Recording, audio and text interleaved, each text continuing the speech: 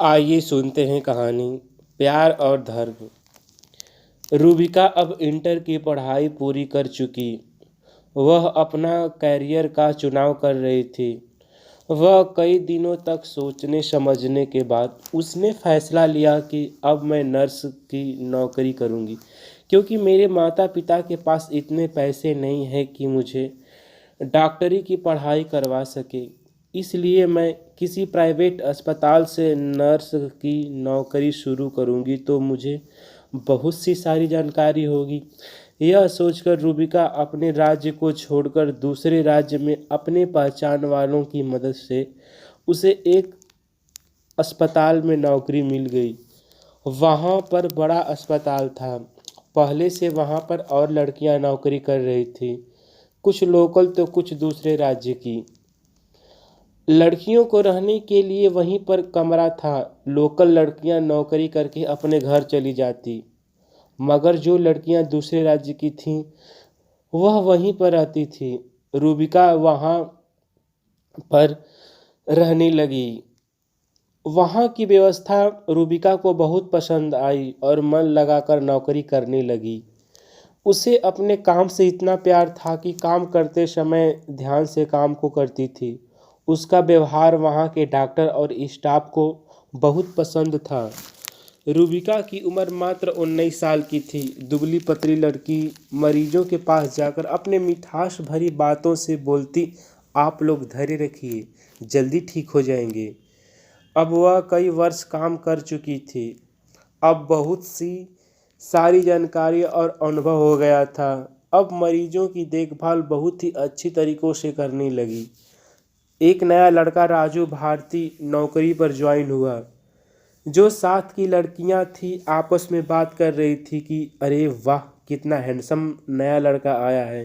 दूसरी लड़की मजाक करते हुए बोली, क्या तुम उससे शादी करोगी? पहली लड़की शर्माते हुए बोली, चल बकवास मत कर। तभी रूबिका बोली, अरे यार सोने दो, तुम लोग की तो दिन की ड्यूटी है, मेरी रात की, परेशान मत करो, सोने दो।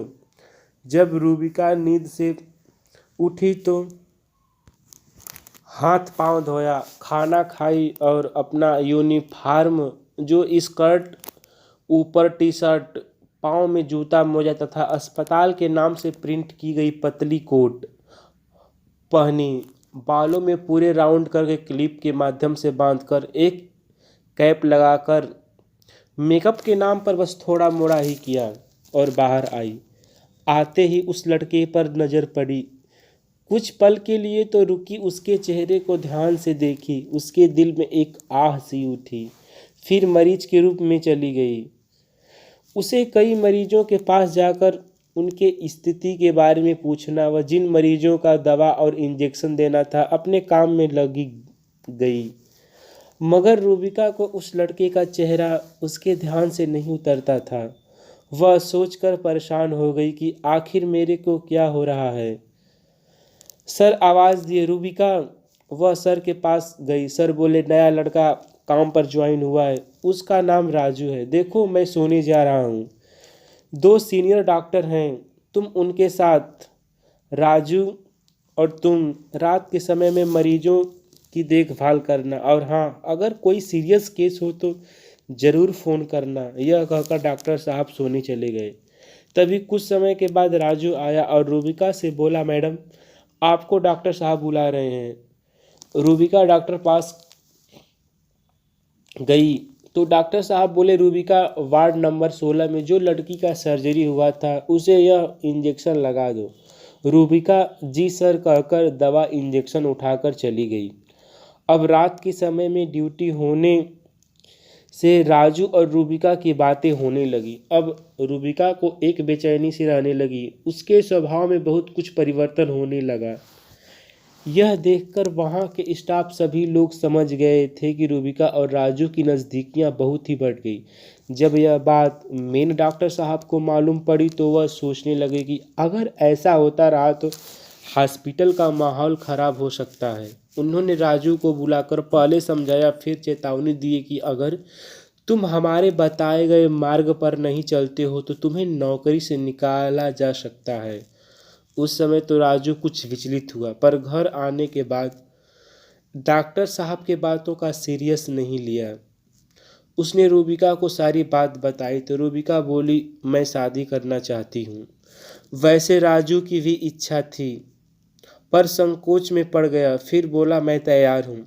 यह बात घर पर बताई तो माँ अवाक हो गई। वह राजू पर चिल्लाने लगी, तुम्हारा दिमाग तो ठीक है, वह लड़की मुस्लिम है, हम लोग भारतीय, हमारा धर्म हिंदू है, उसका धर्म मुस्लिम। गांव में क्या मुंह दिखाएंगे, लोग हमें थू थू करेंगे, हमारे घर का भोजन पानी ग्रहण नहीं करेंगे, हमारा कुल डूब जाएगा। राजू ने रोते हुए कहा, माँ तुम्हें दूसरों की पड़ी है। माँ, धर्म जाति के आड़ में मैं अपने प्यार का बलिदान नहीं दूंगा। अब राजू बहुत उदास रहने लगा, यहाँ तक कि खाना पीना भी बहुत कम कर दिया। यह देखकर राजू की माँ परेशान हो गई। बच्चे की दीन दशा को देखकर उसने राजू से कहा, तुम ऐसा करो कि उस लड़की से मुझे मिलवा दो। जब राजू की माँ रूबिका से मिली तो बड़े गुस्से स्वभाव से बोली, सुन लड़की, क्यों मेरे बेटे की जिंदगी तबाह करने पर तुली है। यह सुनकर रूबिका रोने लगी। रोते स्वर में बोली, अम्मा जी आप मुझे गलत समझ रही हैं। मैं ऐसी लड़की नहीं, आप जिस तरह से रहने के लिए कहेंगी मैं वैसे तैयार हूँ, पर राजू से अलग मत कीजिए। राजू की माँ बोली, ठीक है शादी करा दूंगी, मगर तुम्हें धर्म परिवर्तन करना होगा और सिंदूर मंगलसूत्र पहनना पड़ेगा। यह बात सुनकर रूबिका बोली, अम्मा जी आप बदलाव क्यों करवा रही हैं। शादी के बाद मैं आपके घर की बहू तो बन जाऊंगी, इंसान के स्वभाव अच्छे रहना चाहिए। तब राजू की माँ बोली, अगर शादी होगी तो जो मैं बोल रही हूँ वो होने के बाद ही। तब रूबिका बोली, मैं तैयार हूँ। अगले दिन रूबिका और राजू की माँ चर्च पहुँचे। पादरी से बात करके रूबिका का धर्म परिवर्तन करवाया गया। अब उसका नाम राधिका रखा गया। फिर मंदिर में जाकर दोनों की शादी कराई गई। जब राधिका पहली बार दुल्हन बनी तो इतना सुंदर लग रही थी कि उसे समझ में लग रहा था कि मैं ख्वाब देख रही हूँ। लाल जोड़ा, मांग में सिंदूर, गले में मंगलसूत्र, हाथ में मेहंदी, यह देखकर राजू की माँ फूले नहीं समाई। अब राजू और राधिका अपने जीवन के जिंदगी में हंसी खुशी बिताने लगे।